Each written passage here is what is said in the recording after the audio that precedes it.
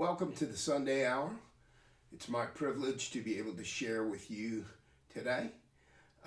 We've been talking about Romans, particularly chapter 8, and living according to the Spirit, rejoicing in the freedom that we have through the work of Christ, and at the same time recognizing the responsibility that we have to live according to the Spirit as an example of thanksgiving and an example of commitment to the Lord.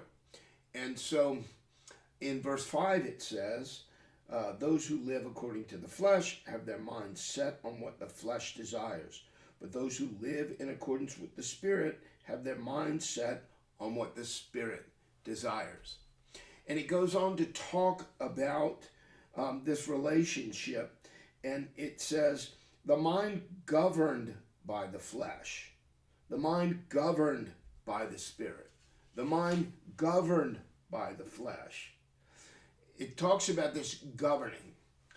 When I was in the military, I used to have to travel occasionally in military vehicles, and I like to drive fast when I was in the military because I wanted to get whatever it was I was doing done.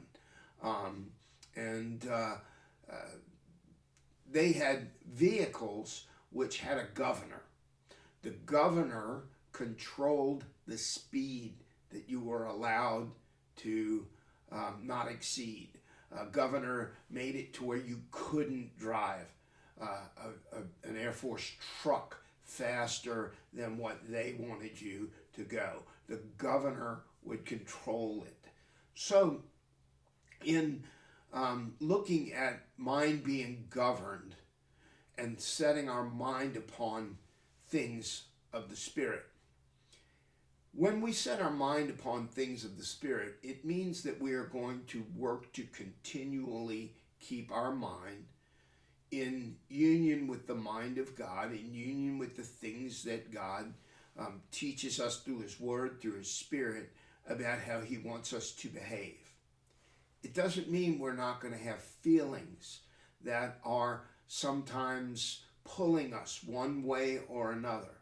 There's no discipline which seems pleasant at the time. Why not? Because we don't want to be controlled. We want to give in to our pleasures. We want to do things the way that feels right to us. But in this instance, we need to understand that if our mind is set on the things of the Spirit, we may have struggles. We may have an inner pull to give in to the flesh. That's natural. But the mind governed. Now, if we go into Titus and we look at Titus, we'll see over and over again in the teaching, in the letters, Titus is told self-controlled, self-controlled, self-controlled. Help the old men to be self-controlled. Help the young men to be self-controlled.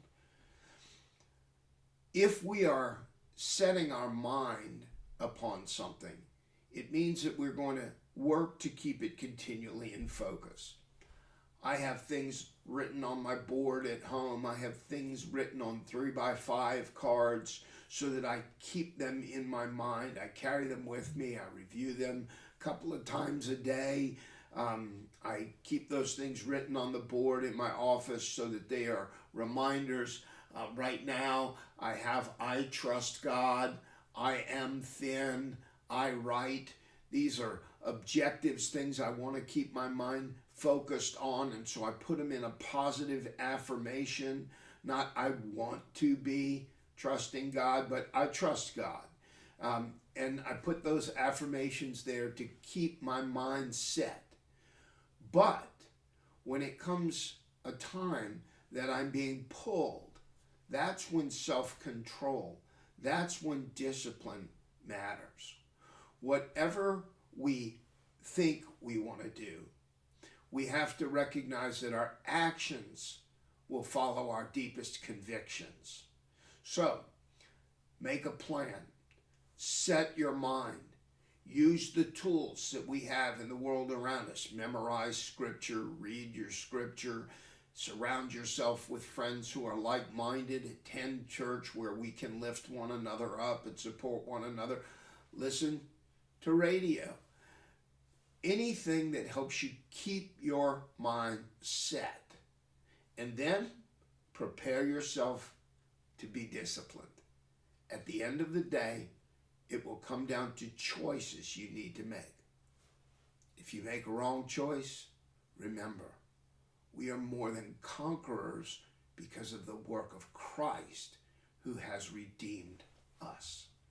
Have a great Sunday.